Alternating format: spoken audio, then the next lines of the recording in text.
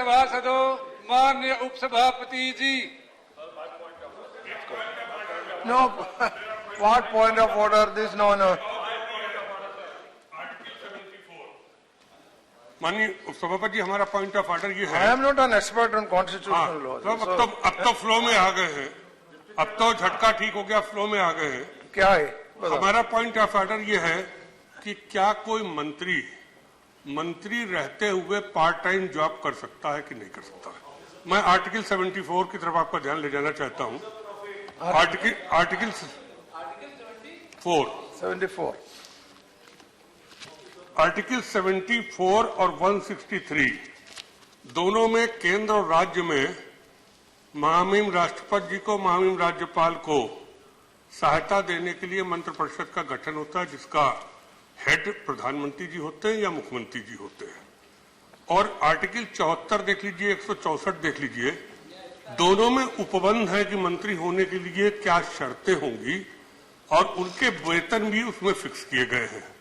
So, what is your point of order? मेरा valid point जो मैंने शुरू में बोला, मैंने इस बारे बात उठाई कि आजकल सारे मीडिया पे बड़ा चर्चा का बिंदु है, पंजाब चर्चा का बिंदु है, मैं किसी का नाम नहीं लूंगा, कि क्या मंत्री पद की शपथ लेने के बाद फुल टाइम जनसेवक माना जाता है या पार्ट टाइम जॉब कर सकता है, व्यापार कर सकता है।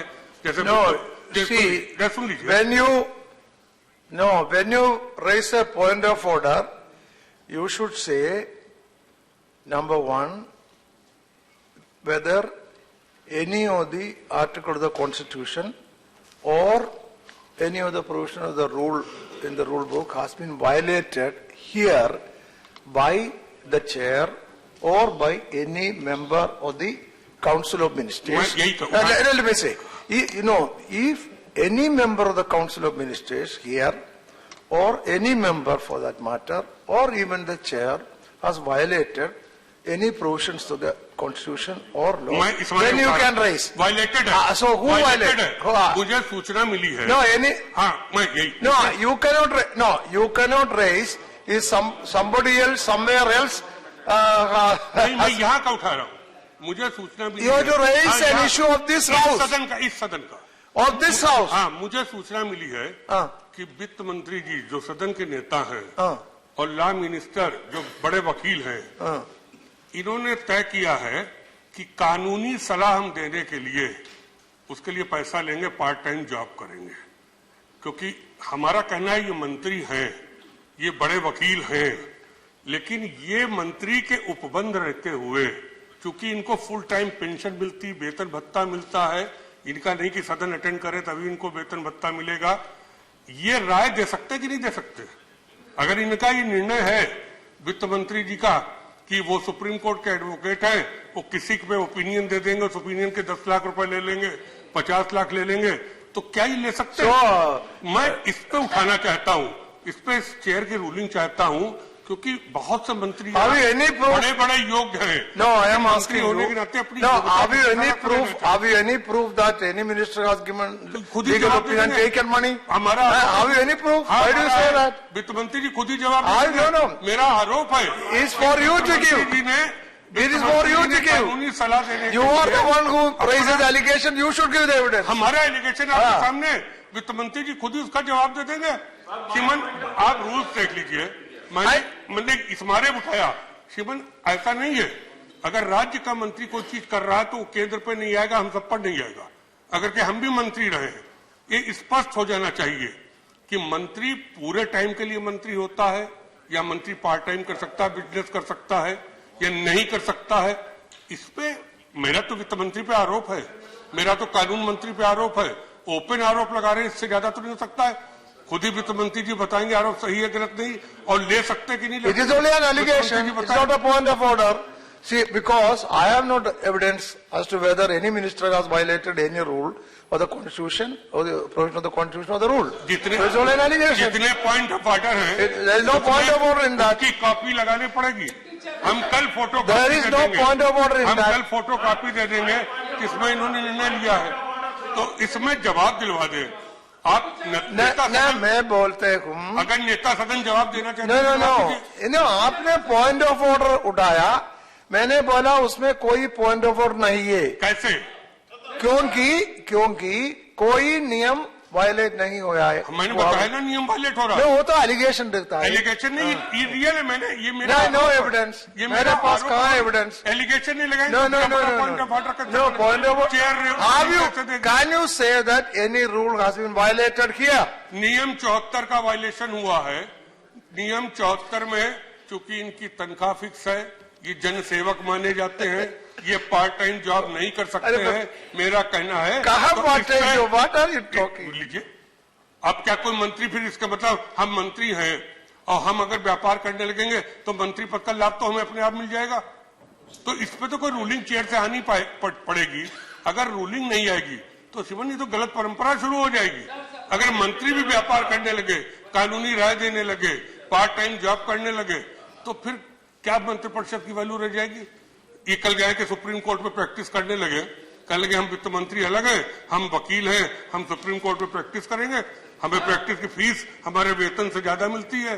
तो क्या ये कर सकते प्रैक्टिस? अगर इनको फीस बहुत ज्यादा मिलेगी तो मैं इस पे चाहता हूँ कि आपकी वो जवाब दे रहे, वो जवाब दे रहे। सर एक I am not asking if he wants. I am not asking. Sir I know. Sir one thing, अभी तक जो है वो Shri I ruled out the point of Naresh order. Agarwal जी अभी तक जो है वो रूल बुक लेके आपके सामने आते थे, पॉइंट ऑफ ऑर्डर। अब जो है वो सीधे कॉन्स्टिट्यूशन के साथ पॉइंट ऑफ ऑर्डर उठाते हैं, उसमें हमें कोई आपत्ति नहीं। लेकिन मुझे नरेश अग्रवाल जी को इतना ही कहना है कि जो फैक्चुअल पोजीशन है, जो फैक्चुअल स्थिति है, उसको करेक्ट करके उसकी सही जानकारी के साथ जो है वो कोई पॉइंट ऑफ ऑर्डर या कोई मुद्दा उठाएं तो वो बेहतर होगा। दूसरी चीज ये कि जो कॉन्स्टिट्यूशन में जो संवैधानिक व्यवस्था है, उस संवैधानिक व्यवस्था के तहत ही सभी लोग उसके प्रति प्रतिबद्ध हैं, सभी लोग उसके प्रति कमिटेड हैं, उसको मानना पड़ेगा। कोई मंत्री जो संवैधानिक व्यवस्था, उस संवैधानिक व्यवस्था के तहत ही काम करेगा। और जो बात आपने कही है वो फैक्चुअली बिल्कुल गलत है। Factually wrong. So you are let me say it was only an allegation that has been refuted. किताब और नियमावली के बारे में ना बताएं। नरेश जी अभी काफी सीनियर उनसे हैं। नरेश जी नियम में हो नहीं हो रहा, इससे मारे मैंने उठाया। नरेश जी उसमें कोई पॉइंट ऑर्डर नहीं है, सिर्फ एलिगेशन था और खत्म हो गया। जब से यूपी में रूल 325 आया है तब से उन्होंने रूल बुक बंद कर दिया है, अब कॉन्स्टिट्यूशन उठा रहे हैं। ओके, ये शुक्ला जी क्या है? अरे भाई एक मिनट, नहीं जो नरेश अग्रवाल जी ने बात उठाई, नरेश अग्रवाल जी ने जो बात उठाई उसमें सर जो है वाला निकाल देना चाहिए। विधानसभा का मैटर, उससे राज्य सरकार से हमें मतलब नहीं है, विधानसभा। इसलिए इन्होंने बोला जो है वही इसी पंजाब का। मैं दूसरी बात इनके इसमें जोड़ना चाह रहा हूँ कि मंत्रियों वाला तो ठीक है कि नहीं कर सकते हैं, मंत्रियों के लिए लगा है उन्होंने कर दिया। लेकिन तमाम जैसे जज जो रिटायरमेंट के बाद सरकारी कमीशन आयोगों में बैठे हैं, वो ओपिनियन अलग से दे रहे हैं, आर्बिट्रेशन का कर रहे हैं, उनको कैसे छूट मिल गई? संविधान के हिसाब से उनको नहीं मिलनी चाहिए, क्योंकि सरकारी ओहदा होल्ड कर रहे हैं, सरकारी आयोगों के चेयरमैन, और उसके अलावा ये काम भी कर रहे हैं एडिशनल। तो अगर मंत्रियों का भी संसद, उसके साथ साथ ये भी जुड़ के आना चाहिए कि जो तो वो जो है उसमें उनपे भी ये चीज लगनी चाहिए, उन पर भी रोक लगना चाहिए, क्योंकि वो लगातार जो है सिर्फ वो भी कमाई और भी कमाई, दोनों कमाई सरकारी पद पर। तो सारे कानून जो है एमपी मिनिस्टर है ना, that is your suggestion, is not a point of order. It is not a point. जोड़ रहे हैं, मुद्दा उठाया उन्होंने, मुद्दे के साथ जोड़ रहे। That is your point suggestion. Yes Tiwari ji, Tiwari ji मेरा बड़ा पॉटी तिवारी सर तिवारी इम्पोर्टेंट मुद्दा है। अभी कुछ दिन पहले यहाँ उठा था मसला, अमेरिका में कई हिंदुस्तान के रहने वालों पे हमला हुआ। आज जो समाचार है, ऑस्ट्रेलिया में केरल के कोट्टयम के रहने वाले मैक्स जाय के ऊपर जो एक रेस्टोरेंट में गए थे, उनसे कहा गया था यू ब्लैक इंडियंस। मैं इसलिए कह रहा हूं कि पूरी तरह यह नस्ल भेदी मामला है। लगातार हिंदुस्तान के जो लोग रह रहे हैं यहां पर, वहां पर हमले हो रहे हैं। भारत सरकार बार बार आश्वासन देती है कि इस मामले में सख्त कदम उठाएगी, बात करेगी, लेकिन जब से यह सरकार आई है तब से नस्ल भेदी मुद्दों पर भारतीयों का जीवन सुरक्षित नहीं है। मैं एक स्पेसिफिक सवाल उठा रहा हूं, मैं चाहता हूं सरकार इस पे अपना एक स्टेटमेंट दे, एक्सप्लेनेशन दे, और सरकार यह गारंटी दे कि भारत के रहने वाले जो विदेश में हैं उनका जीवन सुरक्षित रहेगा। मैं एक स्पेसिफिक आरोप लगा रहा हूं, ड्राई का मामला है। It is no point of order. It's a matter for consideration by the government. Okay, now I'll take up the bill, finance bill. No point. It's not time for discussion. Time for no. What? She is not on a point of order. यहाँ request ये करना चाहती हूँ कि विदेश में हमारे हिंदुस्तानी जो लोग हैं जिनके ऊपर तकलीफें आ रही हैं, इसका दर्द हमें बहुत है, मगर हिंदुस्तान में जो हेट स्पीचेस आ रहे हैं जिसकी वजह से हमारे लोगों को डराया जा रहा है, धमकाया जा रहा है, स्पेशली माइनॉरिटी कम्युनिटी को, आप इसके ऊपर भी कोई जवाब दें। Okay.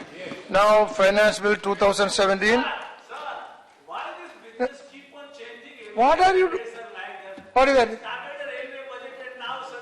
Budget has gone back and a finance bill has come. What is it, sir? You have to. I mean, they must complete at least one. No, listen. If they get on the budget, let the discussion I'll explain. What is the hurry in a finance bill? Anyway, we are 15 days ahead than the regular. No. Listen, please. I will explain that. No, sir. This is time is happening. Sir. I will explain that. It has become literally a regular practice by the ruling party. Just to no, it is not by the ruling party. I mean, don't say the subject. But sit down. Now you take your seat. Resume your seat. Right here. See, don't think that everything coming on the list of business. Why do you put everything on the ruling party? When it is appearing in the list of business, it is with the approval of the chairman also, or the chair also. Understand that. Number one. Number two, in this case, today in the leaders meeting of the leaders, all leaders agreed that finance bill should be taken up first and 3 hours time should be allotted to that and there should be a discussion. It was the decision of the leaders. After that, don't worry, after that railway appropriation bill will be taken up and we will have the discussion today and if necessary tomorrow also. Don't worry, both will be discussed. The committee, when you decide the time on any of the subject which we are discussing here, there is always a possibility of a time, and the subject get curtailed simply because of the lack of the days and so on. Now I also tell the members of the I explained it. Sit down. Take a note of this, sir. It's not just now sit down. Discussion get killed in a time frame, sir. We come here to speak. We come here to express the kind of a thing that we wanted to. What is happening? So I will call you. Sit down. Sir, just please listen, sir. You are encroaching on the time of others. The subject is put in a certain hours, and every member has to just adjust to that simply because the ruling party and other business advisory committee don't. No, business advisory committee, all party members are there. Why are you saying like this? I'm talking to every member, not my party or their party, sir. I'm talking to everybody and to the government as well, sir. Okay, all right. Now you sit down. Sri Arun Jaitley to move finance bill. So I rise to move that the bill to give effect to the financial proposals of the central government for the financial year 17-18 as passed by the Lok Sabha be taken into consideration. Okay.